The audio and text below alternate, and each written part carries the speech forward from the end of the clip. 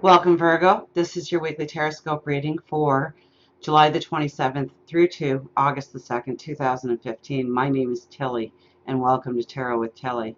And thank you so much for all the support, truly. Thank you so much for all the support you give me each and every day.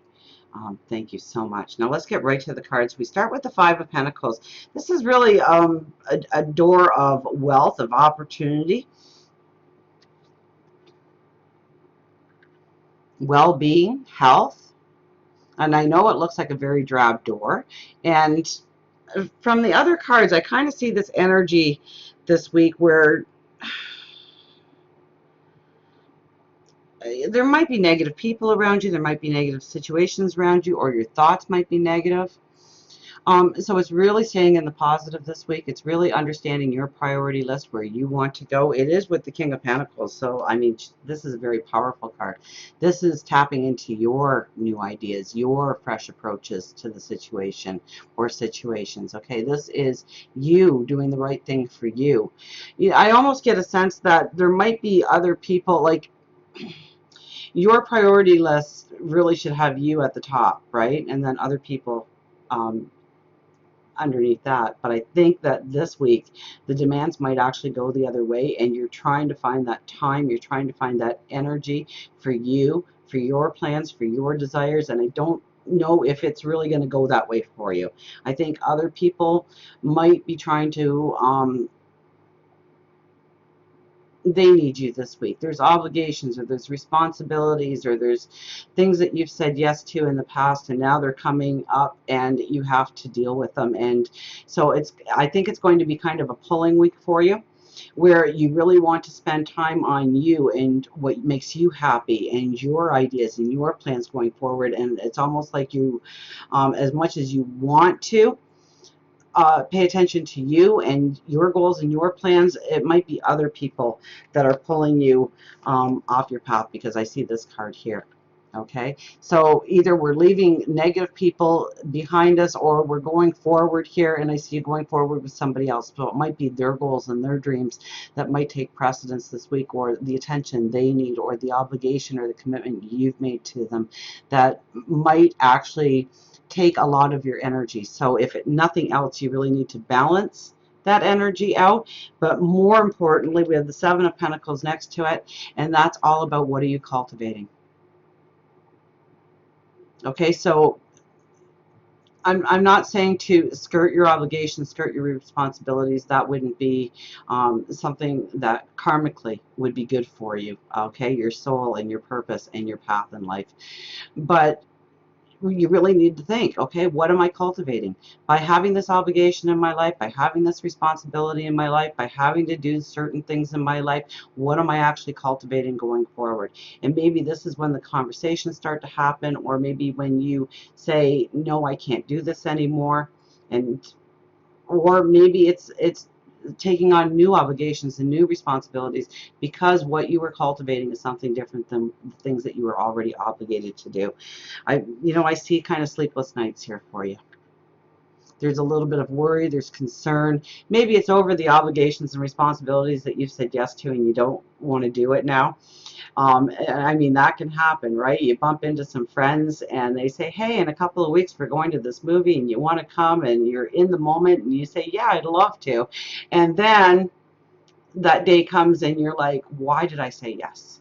I don't like those people. I don't even want to see this movie, but I said yes, and I have this obligation and I have this commitment now, and they've already bought my ticket and I need to do it. So, if it's something that you can't change, if it's something that you've already said yes to, then don't worry about it. Don't let it give you sleepless nights. Meet the obligation and move on from there. Use your wisdom of saying yes to that obligation in order to make sure that you don't say yes to the next obligation that comes up, unless you truly want to be a part of it. So what are you cultivating? You really need to look at what you are cultivating with your relationships, with your obligations, with your responsibilities. Now, knowing, I mean, this is the sleepless nights, this is the anxiety, this is the worry. So take time out to meditate, take time out to pray before you're going to bed at night, so that you're not up all hours of the night worrying and fretting about things that you'd like to change or like to see changed, or replaying past commitments that you've made and how you're in this boat because of it. You know, meditate and pray on the path forward and the true actions you want to take forward. What are you cultivating? What are you cultivating? And, you know, leave that negative behind. I mean, don't allow for negative people to be pulling you down and taking up your time, taking up your energy, taking up your resources in that way. And if you are going forward with somebody, then make sure that it is a path that's aligned with yours. We have the Eight of Swords and the Lovers. Now, the Lovers, I mean, this is your passions, your dreams, your desires. It's definitely can be a relationship, a very close relationship, and not necessarily love, okay, because it is a general reading, but it could be. It could be your partner that you're with, that you're having conflicts maybe with. It's with the Eight of Swords. So it's your perception. So if you're not in a relationship and you want to be in a relationship, then you really need to look at your perception of why you're not in a relationship, or what is blocking you from being in a relationship, and what you have internally and subconsciously agreed to that is keeping you from a relationship. If you're having hard times within the relationship, same thing. You really need to look at why, your perception of the situation. Maybe your perception will change. Maybe it will allow for somebody else's perception to come in, and you can say, okay, now I see why they think that way, or they're acting that way. It could be through a passion or a dream or a desire, and it could be your perception, especially if you are saying, when I get this, I can go here, and when I get that, I can move forward in this way. And so our perception actually holds us back from moving forward ahead of time, because we are constantly waiting for that one thing that we thought in our perception had to be there in order for us to move forward. And maybe there is a new way of moving forward. So I would say that this week is definitely a time when we really need to tap into our ideas, our fresh looks at things, how we want to bring in happiness, how we want to bring in joy. But, and it definitely has a lot to do, I think, with obligations, responsibilities. And I think it's obligations and responsibilities that we may not be so happy that we've made those obligations and responsibilities in our life be so important that we have to put those on the front burner this week. And how do we shift that energy back to us being the important person in our life? Remember, we are the main character in our path forward.